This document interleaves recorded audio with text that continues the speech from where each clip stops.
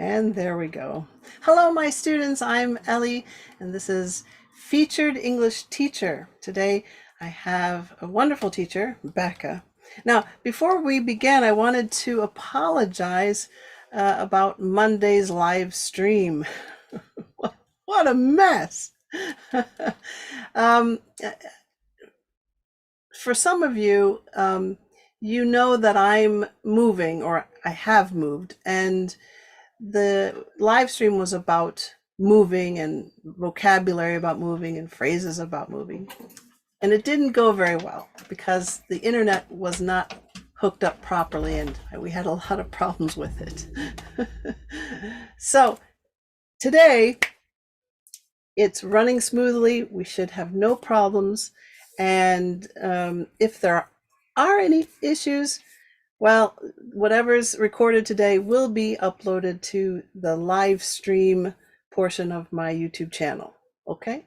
All right, so without further ado, I would like to introduce to you Bekah. Hi, Bekah. How are you today? I'm great. Thanks for having me here. I'm excited to start sharing. Oh, that's wonderful. So, Bekah, tell us a little bit about where you're from. I'm from originally Connecticut in the United States, near New York. Okay. I used to live in Florida. That's where I went to the university. And now I live in Costa Rica, and I've lived here this time since 2010. So it's been a while. Wow. Okay. And what got you to go to Costa Rica? What was the reason behind that?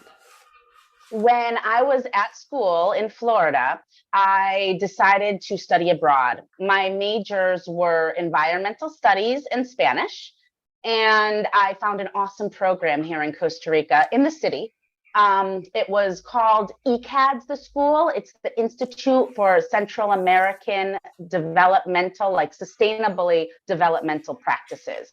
So it was an environmental studies course. It was a field course. We traveled all around the country and did different studies, and it was such an awesome experience. And I just had such a great experience assimilating into another culture that I never wanted to leave.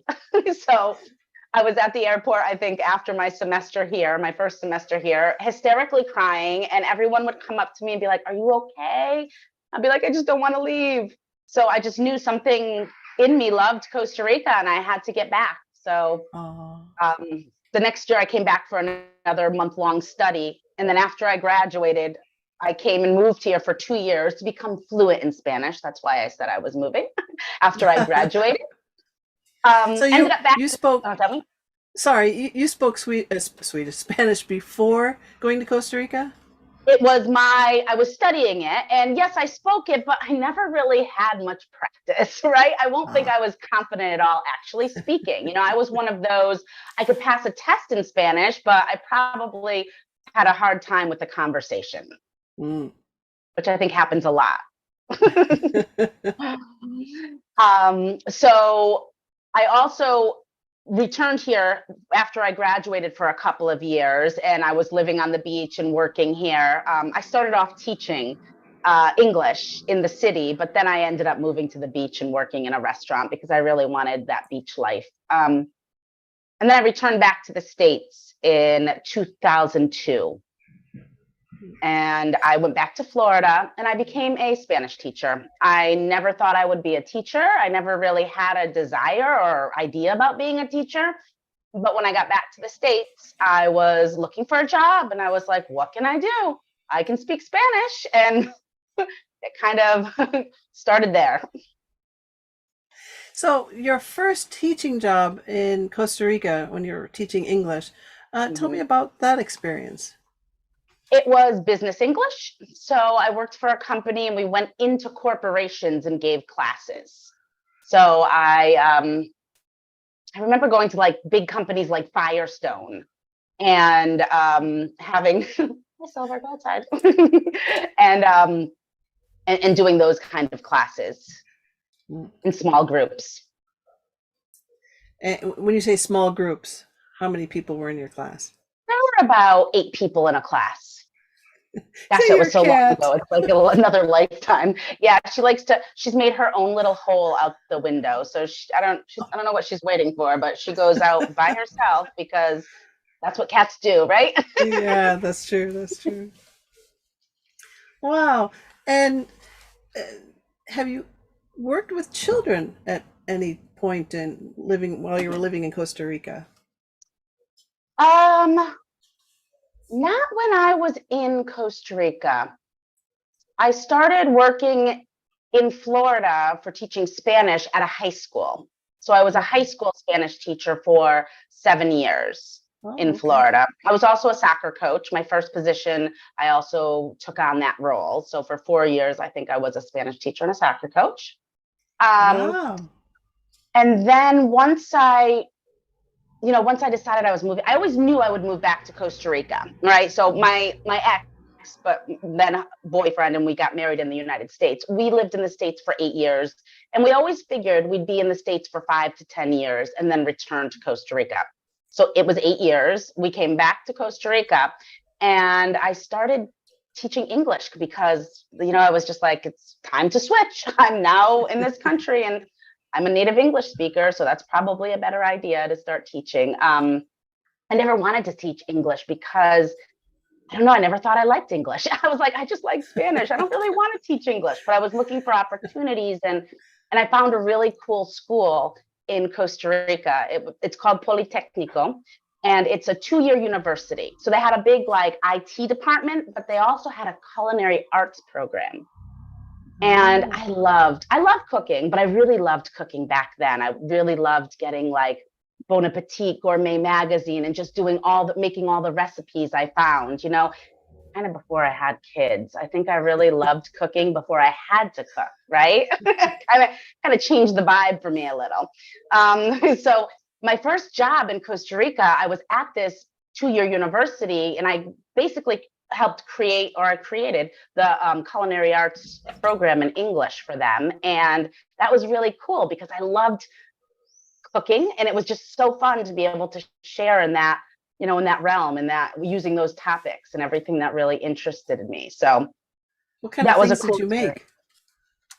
make? Well, we didn't actually do the cooking because they had their cooking classes. We just had conversations about all different cooking techniques, different ways to describe food, some grammar classes too. So it was a mix of a lot of different things. Oh, how fun.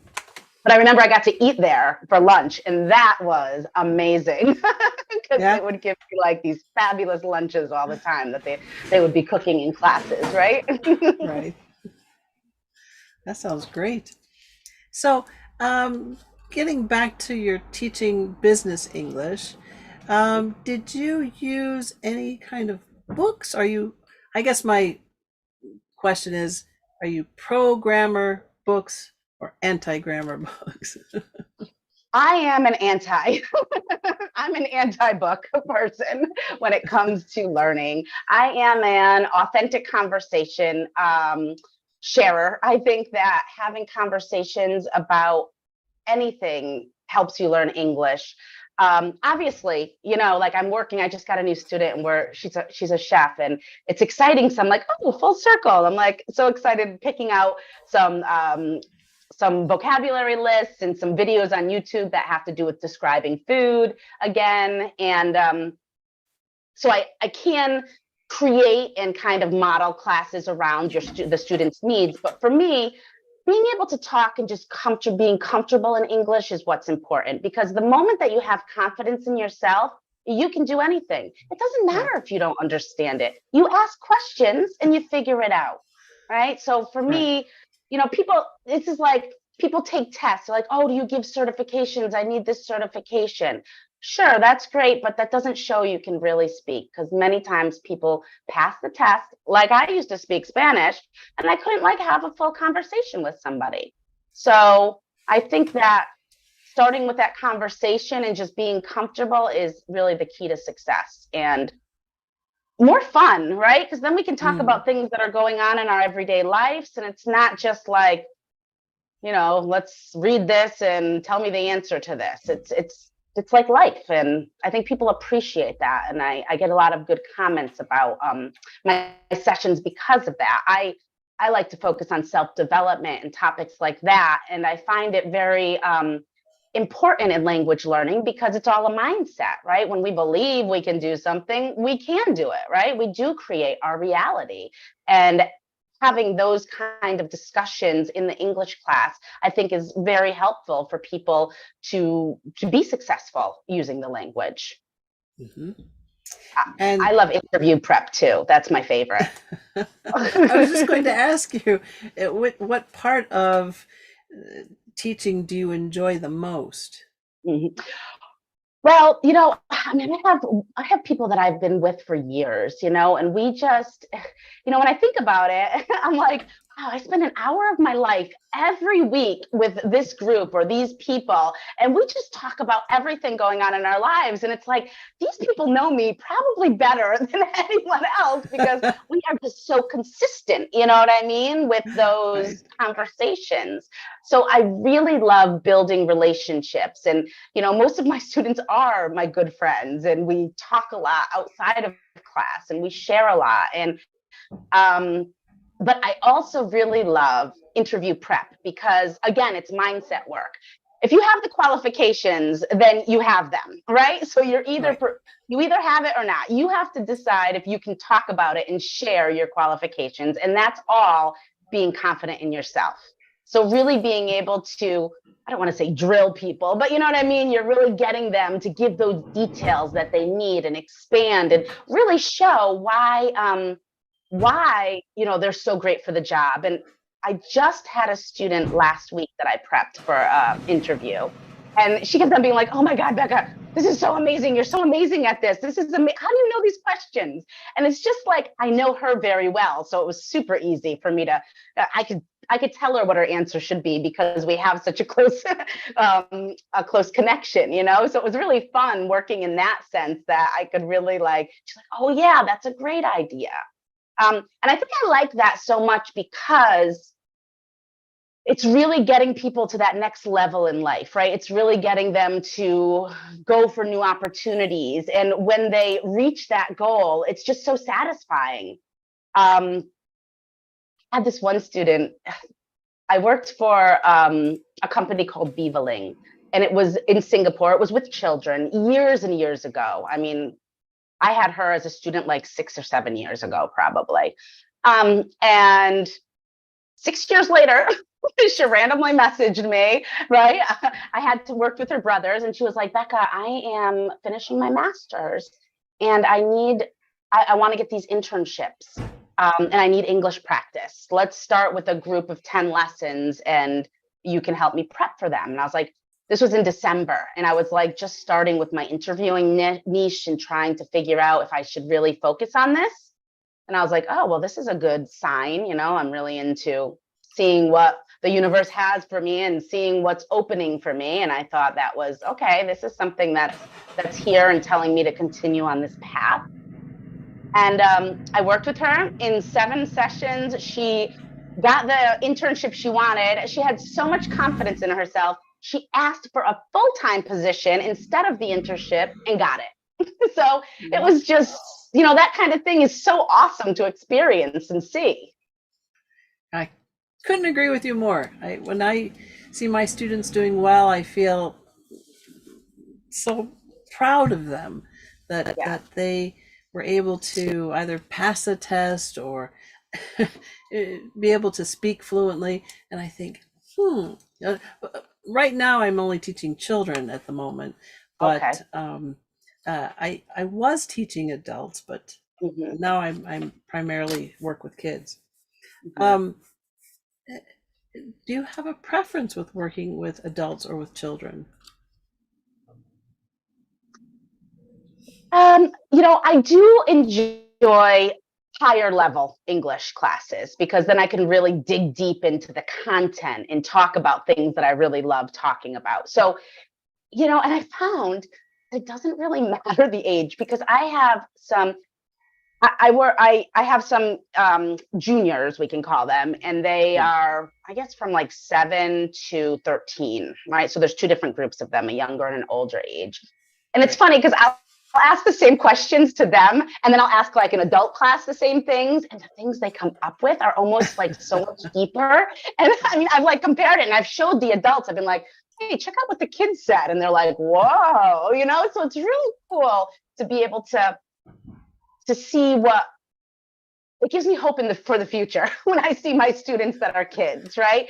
Because I've had some kids that are just like the conversations we have and the things they share about. I have this group of 4 13-year-old girls that we meet every Monday morning, and it's just such a pleasure to be with them and give them a space to share their ideas, you know, to be able to express themselves, to be able to talk about things like bullying in school, right? Having your period. I mean, we talk about like all random things, and they're doing this in English, super comfortable. You know what I mean? We're just talking about things in life, and it's just so beautiful, like the connection that we all have together. And, you know, I just feel like it's a safe space, and it's a space that they have, if they have issues or anything, that they can come and we can talk about it as a group and share. And I think that's just really special. I don't know if I have a favorite. I mean, I do like adults too. It's nice to mix it, I think, right? Because it gives you variety, and variety is the spice of life. So it's nice to have different things. I've started doing some beginner classes here in Costa Rica. I just started this week, like from zero, you know, and a lot of repetition, and, you know, we're just repeating and getting them comfortable, like with the new mouth movements and everything. And you know, I said I like the more advanced levels, but it's interesting because I'm really enjoying the from zero level that I have right now, that true beginner, right? And so I guess maybe that's just what I think I like the best, but when I have a variety and I do a little of everything, I end up liking it all. So I guess I'm really grateful for that. You know, it's really nice to be able to love what you do and be energized from it. You know what I mean? Like if I'm having a bad day, I step into my class and boom, I am done. I have my mood is up again and I'm feeling good. And that's just like something I'm really grateful for. I feel that energy too when I'm teaching. I get energized, like, yay. Yeah, it really is. It's like I could be like sad and upset about something, and then it just shifts. What about teaching online? Do you only do face-to-face or do online teaching? So I've been online since Open English back in the day. Oh, we don't talk about that. That's where I started online. And that was probably, I guess my kids are 12. So I started when they were 6 months. So I started online at this big company years ago. And at that moment, I knew I had to be online because I had babies. I just had twins. I knew I couldn't be, at this time I was still at that university. So I was like in between doing both. And I was like, I've got to get out. I've got to just stay home. So that's when I switched on to online. And I've been online ever since. Recently, I started a class live. There's a pharmacy right in front of me, and we had some sessions there. And then I was like, well, let's go to my house because then I can at least project it on the TV. I was really missing my computer and my access to internet. So I had them over my house and we did some, but the way my computer is set up with my TV, it's like, I can't really teach like it. It's just not a good setting. And I was struggling and I was like, I don't love this. This is not fun for me. When we're talking, I want in a second to be able to put that picture up if you don't understand something. Or if there's a lull or something's happening, I can grab something and in an instant, we're talking about something else. It's where I'm comfortable. It's what I like to do. And some of the students were like, oh, I don't want online. I was like, all right, let's do this. And then I started getting other classes. And I was like, listen, do me a favor. Let's just try it. Tell me what it's like. And you can decide how you feel after. We had our first class last week, and the one woman who was really resistant was like, class is over? This went by so fast. I loved it. I was like, I told you. So for me, online, even if you're next to me and live near me, I just prefer it. It's just more comfortable. I'm a better teacher with this access and being able to do things like this at a little finger, right? A click Hmm. of a finger. That's what I'm about. That's true. That's true. It's nice to be able to, like you said, pull up pictures or videos, and Anything. with me, I play games with my kids, so Hmm. Right. it's more interactive in that way. Which is funny because it is more interactive, I think, online, and people don't always believe that's true, and I Yeah. kept on telling them, I promise you it's more interactive. You'll talk more this way because it's just like I got you right there. You know what I mean? People get distracted when you're in class, maybe they're not as paying attention as much when it's not their turn, or I don't Hmm. know, but you kind of have them right in front of you when they're online. So When you're if you online, don't do you like do? online classes, try it. That's my recommendation. You might love it. That's right. Try online classes. Do you do small groups online, or is it just one-on-one online? I do both. I'm starting small groups right now. So it's about 4 or 5 people in a small Okay. group class for an hour. I have a YouTube channel that has videos that I created that I use in my sessions. So we try to like give them a little work throughout the week. So they have at least 15 minutes a day of doing something in English is always the goal.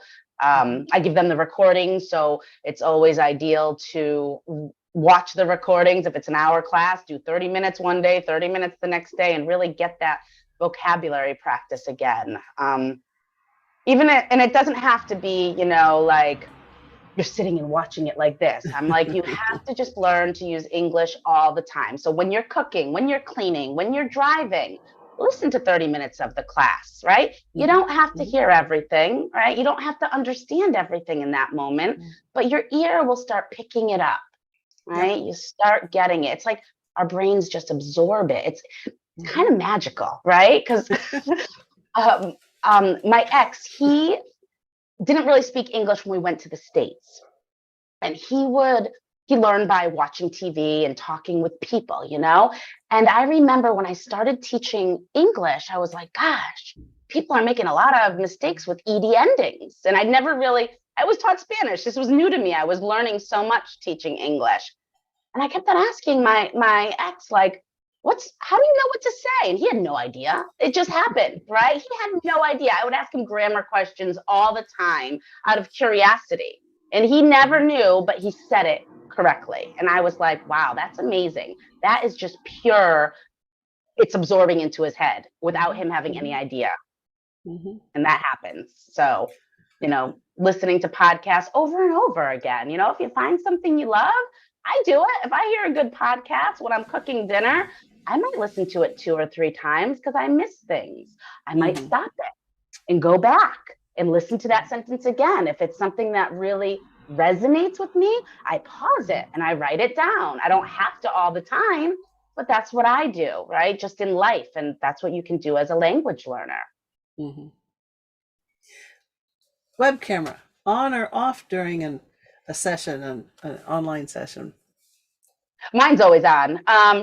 Students, they can do what they want. I much prefer seeing you because if not, I make you up in my mind who you are, right? And then it's so funny when they put the camera on, I'm like, oh, that's who you are. That's not what you look like in my mind. So I think it's better because I think it keeps you engaged a little more. I think it's Hmm. another level of confidence that you're feeling confident in yourself when you're seeing yourself on the camera. Hmm. I think it's okay at first if you don't want to use it. I mean, I think the most important thing is to get into a class and start talking. So you can't not be on the microphone. But um, I want to see you. I want to have that connection. So if it were up to me, I would have everyone's cameras on. Interesting. What about Um, you? Do you have people on? Do they my use students, webcam? my students are required to have it on unless Mhm. they are 16 or older. And I Okay. figure by the time they're 16, Mhm. They're more focused, Mhm. and but any kids that are Yeah, under that younger. age Yeah. tend to, play with toys Yes. or get Yep. distracted easily by little things, and I can see if they've left. Right. Right. You Sometimes they need just get them. up and walk away. So Right. I agree with that for sure. I don't have my web camera on because when they're that young, it helps them with their listening skills. And they're not Okay. focused on, like right now, you, Hmm. some of my students who are watching this are looking at the background. They're not paying attention to what we're saying Uh-huh. all the way Uh-huh. through because they're looking at the background. There's where is Ellie? Is she at a gym? Where is she? I'm in my garden shed because our place is getting renovated and there's dust everywhere. So I'm actually in a garden shed. But um, with the camera off, they're practicing their listening skills. Hmm. And Hmm. I only use the web camera if I'm needing to explain something or with pronunciation. If they need to see Hmm. the mouth positions, then I will Hmm. turn on my web camera. Hmm. So I understand why it's a good idea to have the web camera on for the teacher to have it on, but in for younger kids, I think starting out just listening to it at first, Hmm. Be they distracted. pick up the accent and the language a Hmm. little faster. Awesome. Okay, um, what kind of things do you like to do in the classroom? I mean, are you've talked a little bit about different things that you do, but I mean, do you don't use a grammar book, so what things do you like to use in your classes? So for grammar, I'll listen to see what people like when I hear mistakes, and then I'll just go from there. So Mhm. if someone uses the wrong verb tense or they use the wrong pronoun or whatever, then I'll put up the white screen and we'll do a little grammar review. Or I always keep a list of phrases that are new or maybe phrases that were not used correctly and give the corrected version so they have something to review after. Um, so it's not like a formal grammar, but there's always grammar within the lesson. Right, right. I love to share songs that I like and talk about the lyrics. I love to find random things that I find on Facebook, and I always post on my page using class. And there That's a are good just great idea. talking points that we always talk about, those kinds of videos or pictures. Hmm. Um, Hmm. I have a Facebook group also that's called Raising My Vibration. So I put a lot of things in there. So we talk a lot about those kinds of memes and things. Hmm. Um, Well, mhm, tell us a little bit about raising your Raising My vibrations, Vibration. raising my Um, vibrations. yes. So it's based. I read a book by David Hawkins, and he created a cone of consciousness of different feelings that we have and the vibration that comes from those feelings, right? So like Mhm. shame and guilt is on the bottom and love and is on the top, right? So it's really working through. And I found myself for many years down very low, right? Vibrating at a low vibration and just like a lot of things going on in my personal life. And because of that, I always joke now that I look back and I'm like, I probably stayed in a situation I wasn't happy in for a long time because as soon as I started teaching, I was able to raise my vibration and feel really good. So it's almost like my teaching kept me in a relationship I really wasn't happy in, but I was able to balance it a little more because of my teaching and my students and just the enjoyment that I got from it. So when I saw this cone of consciousness, I really realized that it was time for me to live in a different vibration, right? So for the past 3 years, I've really committed most of my learning and my time not working to myself and prioritizing my self-care, my self-development. I like to learn about neuroscience. I like to learn about how our brain works. I'm working to live presently. I'm working to respond instead of react, especially when it comes to my children. And that is a process still that I've been working on and I will continue working on. um, So it's really about just living in joy. I'm really trying to choose things that make me feel good. Before I would work a lot and say I never have time for things. And just on Tuesday, I actually took the day off, and I don't do that very often, but a week or two ago, I was really just feeling like, man, I really need something. I'm just feeling off. I was listening to my body. I'm taking time to sit with my body every day and see how I really feel and connect to my feelings and my heart. And then some girlfriends were going to be hanging out doing something. And I was like, you know what? I'm going to shift my classes on Tuesday. And we find other days during the week. And I'm going to take the day for me. And that's something I never did in the past. And I Mm. swear, I woke up on Wednesday morning and I was like, wow, I feel different because I took yesterday. Now Mm. I was refreshed. I was ready. I still have such a list of things to do, but I wasn't feeling like that weight of overwhelm on my shoulder that I was feeling. And I think we often do this. We get in this cycle and we're stuck and we feel like we're so busy and we have to do so much. And I'm really working on opening to receive and being, you know, guided by trusting what comes into my life and following these different paths and these different ideas. And it's really been really magical. And I think it's really working for me. I've had some really cool things happening. And Wonderful. so I'm trying to live like this. And that's what my group is. And it's basically, I joke that sometimes we, it's therapy session in English classes, some of the things that we talked. I mean, these are women I've been with for like 3 years, right? Ah, For some of great. these times. So my group is kind of like that same thing. Space I can express myself and share, and people reach out to me and say how helpful it is and how they're feeling the same. So I think vulnerability is a superpower, and I think learning a language, you need to be vulnerable, right? You need to open up, Mhm. you need to try new things, and I think it's just really important for everything in life, to be able to share and do new things and see how it goes. Sure, sure. Well, what are some things that you enjoyed doing in in your class that is maybe different from what other teachers do?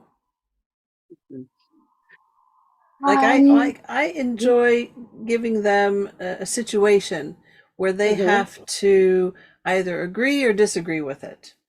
mhm, And mhm, I like to put them in kind of like a real life situation.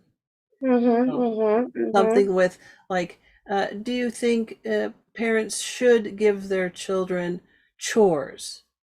mhm, And give me mhm. your opinion. And Right. I enjoy doing that. Right, right. And I think I do that a lot. I think most of my class is that authentic opening up to conversation. I always have some kind of lesson plan in mind, but Hmm. I don't always follow it. I am very like someone says something that makes me think of something, and then we're off on a different tangent, kind of talking about what they're doing. So I think that's something I'm really good at. I think I'm good at being able to read a situation or hear something, and then something just comes that we can kind of follow that path. And I think Hmm. that keeps it really interesting for students, right? Yeah. They don't know what to expect, but it's exciting for them and they learn a lot. And I've had a lot of people tell me they've, opened their mindset. They've opened to new things that I have a couple of my students like, Becca, at first I thought you were a little crazy talking about energy and things like that. And then they're like, but I've had so many changes in my life and I'm doing so many different things that now I see, what you were saying. And that's really cool to be able to have, an impact and help other people, raise their consciousness, be more aware, not be stuck in in something that they're not happy with. We really need Right. to enjoy everything. And I Right. think I help people be able to do that through while learning English. So it's just like a beautiful kind of connection. Right. And it's an open conversation so that they have an opportunity to ask questions. I find that a Definitely. lot of students are given sentences. Repeat this sentence. Oh yeah. Here's my question, you answer. And when Mhm. I ask my students to ask me a question, Mhm. it's so difficult because so many teachers say, how are you? Answer. Mhm. Where do Mhm. you live? Mhm. Answer. Right. And the way you're describing it, it's more of an open conversation where they have the Definitely. opportunity to ask you questions. I think that's fantastic. And I usually do that. Like, so if someone just came back from a vacation, I give all my questions. I'm like, Yeah. and then I'm like, all right, guys, what are your questions for her? Right. And then they'll Hmm. ask questions. So I do open that up a lot and encourage them to ask each other those questions so that they're coming up with them too. Right, right. Well, let's go to our 10 questions. We're going to, let me, I can't talk and do this at the same time. Okay, 10 questions. First question is, what's your favorite word in English? It's funny. I always have, I need to make a list of these because I found myself in class a lot saying, a word and saying, "Oh, I love how that sounds. Isn't that fun to say?" And then I make everyone say it a bunch. I'm like, "Oh, it's so fun the way it goes off your mouth." And I'm like, "Gosh, what are some of those words? I've never actually made a list. I'm sure one of those is my favorite." So I guess we're going to talk about the meaning of a word with this one and not actually how it sounds because I can't think of it. um, Connection. I think in everything, connection is the only thing that really matters and that really creates community and confidence and support. So I think connection is my favorite word. That's a good word. What's your least favorite word? Homework. When my children say they have homework, especially if they forgot, and it's like the morning, I'm like, I forgot to ask you if you have homework. But it's also for language learning. I don't want to give my students homework per se. I want them to find things they love and do them in English. That's what makes that's how you bring English into your life. That's how you make it part of your life. So I remember when I was in Costa Rica studying that my first time, and I remember the teachers very specifically being like, okay, this is your homework.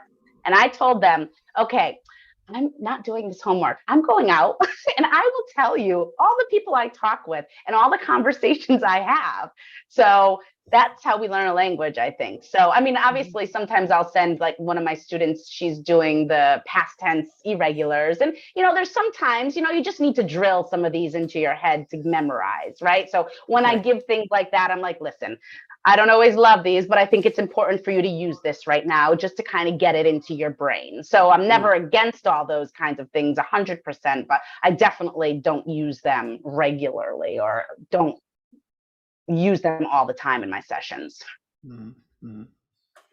And what makes you happy? The beach. I'm a tropical girl at heart. I love the beach. I love walking on the beach. I love swimming in the water. I love just staying in the water with my friends. I like surfing. I like sunset. I love it all. Are you a good surfer?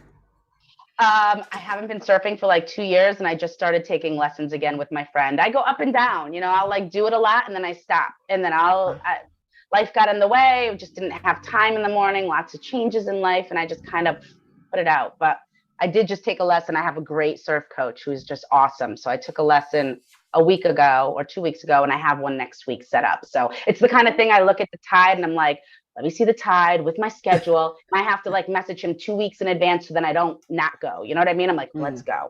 So I have some girlfriends who are into meeting now. So my goal is to go once a week by myself and once a week with my kids. But haven't done that yet, but it's on my list. What What makes I you want. angry? Um, Hatred, disrespect, not accepting other people. Mhm. Right? That really kind of ticks me off. Mm. I would agree. What's your favorite onomatopoeia? I think I'm gonna have to say her. Arr. I because I never liked cats, to be honest. They kind of scared me. I always thought they looked like deeply into your soul But and you they have a really cat. scared me. Well, this was before. And I think it Oh. was because I wasn't comfortable with myself, right? So like them looking Oh. into your soul was like something I couldn't handle. But now I love cats and I love my cat. My first cat I didn't, but we don't have her anymore. So the second cat I'm comfortable with. So, and the healing frequency of the purr, the stuff I read about, the vibration of the purr and all of that Mm. is just super cool. So I have a big respect for cats now. That's my favorite sound The cat It makes is, us yeah. that purring sound. I love that Yeah, sound. right. I mean, it is. It's so healing. It is. They say that it like has an effect on your body. But I'm a dog person. I'm sorry. I am too. I have a dog. It's really cute. I like cats and dogs together when they're friends and they play together and they have a cute. They don't snuggle. I wish my cat and dog snuggled like some do. uh, I think one day they were on the same bed together, and me and my kids were like, "Oh my goodness, they're the same." They chase each other and they have fun. I had a dog that was a little Yorkie that loved sleeping in a beanbag, and I had a cat at the time would sit sit on the beanbag with him and groom him. It was the Oh, that's funniest thing. funny. It's He just cute. sit there Look and at them groom taking him. care of each other, right? He was like, okay.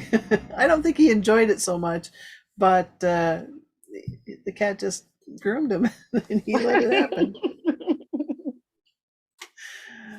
Do you have a favorite minced oath? I had to look this word up because I was unsure what it meant. I don't particularly have one. I might let things slip sometimes, but my son has some really cute ones. So he says fudge nuggets and sugar plum. Oh, and what? Sugar plum. He'll be like, oh, sugar plum, or oh, fudge nuggets. Fudge nuggets. Like, I don't know where he Those came are up with them, cute. but they're pretty funny, and I'm glad he uses those instead of the alternative. Yeah. Oh, those are cute. Fudge nuggets. I like that. Um, what profession other than being a teacher would you like to do?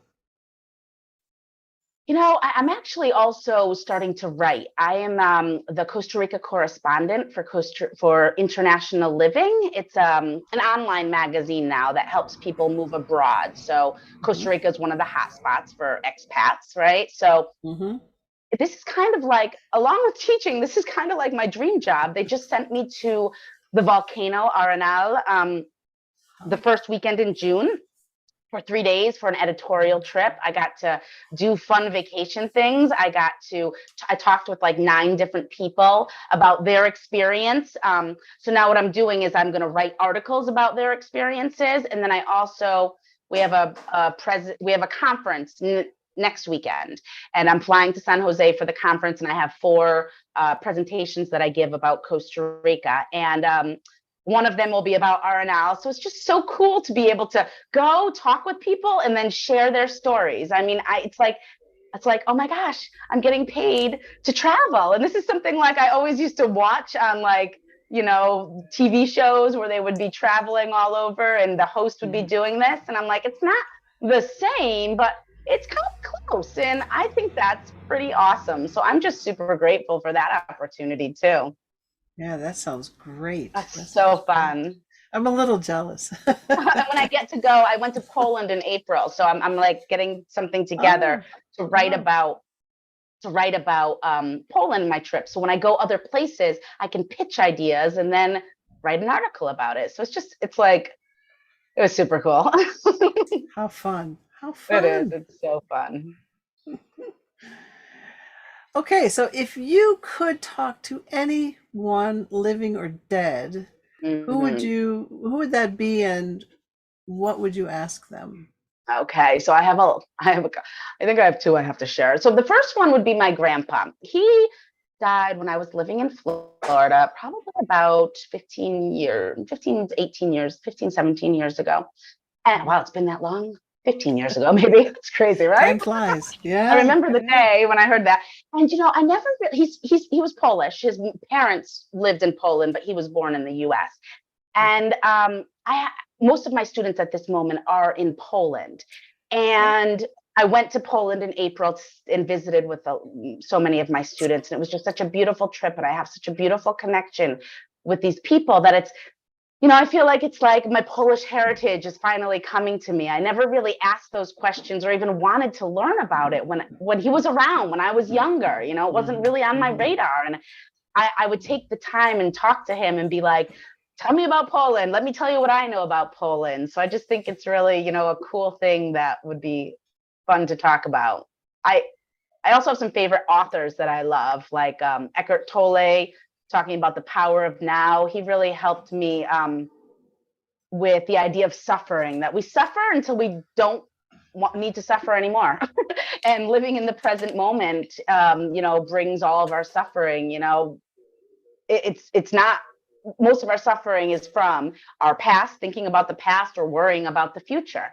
So really just having like a conversation with him about my favorite parts of some of his books would be super cool.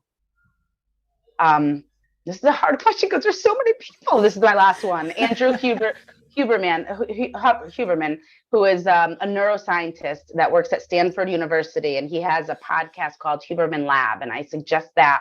They're long. It's kind of a lot to listen to, but I love talking about bits and pieces of his research because it's all neuroscience and it's so interesting. So having a conversation and just bringing some things up with him and hearing his talks, his answers face to face would be super cool. Wonderful. I wanted to ask you if you have ever done your genealogy tree or your family tree. Yes, my parents have had like the blood testing done. Oh, okay. Yeah, so they've gotten to see like where everything's from. And it's cool because the more samples, I guess, they get in their system, the more accurate it becomes. So they're always sending updates and stuff about this. I have a cousin, well, my mom's cousin, who has been studying Poland a lot and learning about where our family was and stuff. So it was really interesting going there. And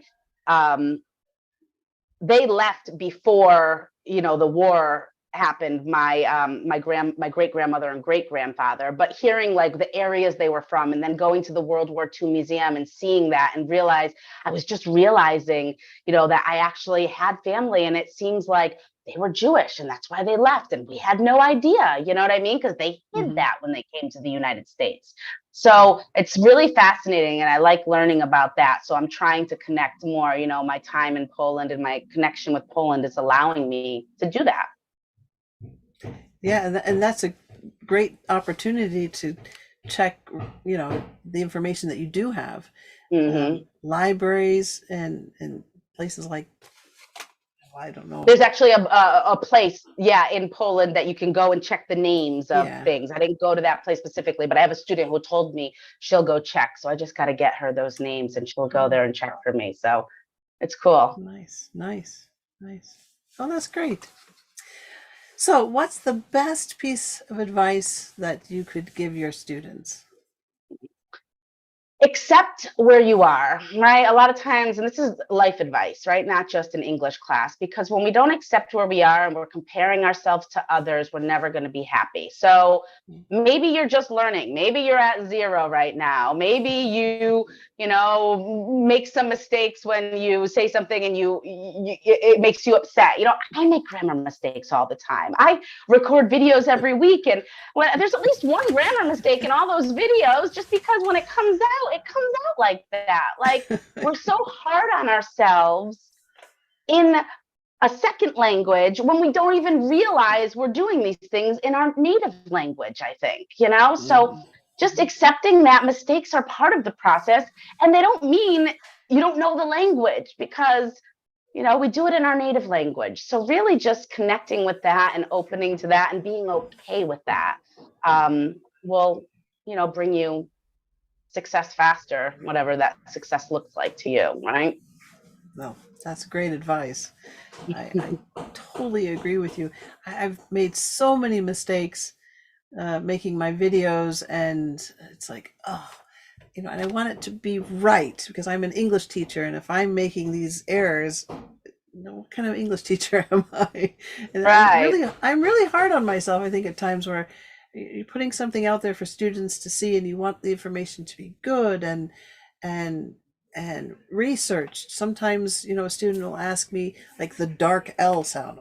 I never heard of this. What is dark L? So to do a little research and get the information to the students.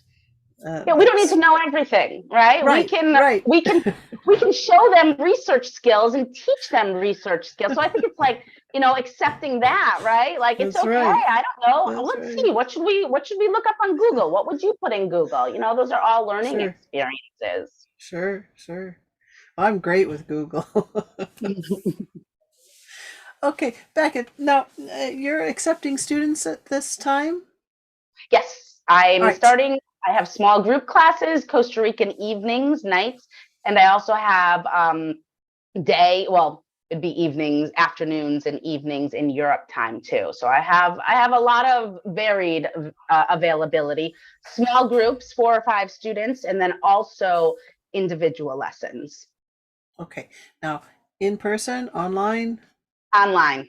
Yeah, I, all I online. love the online. I am a better teacher online, and that's where I'm going to stick because I get to decide. And that's what I've decided. We get spoiled teaching online because you can be comfortable in your own home. You can have Yeah, coffee or tea or whatever, yeah, and just feel more relaxed than in front of a yeah, it does. whiteboard It's or that chalkboard. that vibe that I had. I mean, before I'd be like, oh, I have English class. Oh, they come to my house. Oh, I got to straighten up my house. Renting a space is a whole nother cost. So I had some people Hmm. at my house, and Right. it was too much for me. And then when I noticed just the difference energy inside of me, I'm like, oh, I have that class online right now. Okay, I'll run into Right. my office, and then I'm Right. done. Right. It's just, And you don't have to deal with the weather. If it's cold or mm-hmm, raining oh out or snowing yeah, out, you don't mm-hmm. have to go out in that. Yes. Or take a bus. So small group classes, one-on-one, age level, Well, right English now level. I try to get groups, obviously on the same level and around Right. the same Right. age. And so, Right. well, age, once you're adults, I do have a mix. So I think it's good for us learning from each other in different ages. I like that. Right now I have a couple of kids that want to start a group. I'm still looking for more. So once I have interest, if someone doesn't want a private session, I will do my best to find a group and see what can come together, in the next, in a And how week or old are two. the kids and what level are they? Um, That there's a they're 9, 12, and 13-year olds, okay. and they are probably like A2, B1 level, A2, I would say. Okay. So Mhm. if you are looking for a class for your child, contact Becca. I'm going to put Becca's information in the description box below so you can contact her. I'll put all of the links and her email address there. Yeah, And you can contact her directly there if you want to take a lesson with Becca. you can. So I have a website. You can do a contact information. You can just email me. You can Facebook message me. Those all work. Great. And like I said, I'll put all of that information in the description box below so you'll have that. Becca, thank you so much for coming here Thanks for having today. me. It was wonderful talking with you. I don't think we've talked like this in a long time. Yeah, Right? it has been a long time. We've known each other for a long time. We So, I have. mean, through Facebook, but talking directly like this, it's been a while.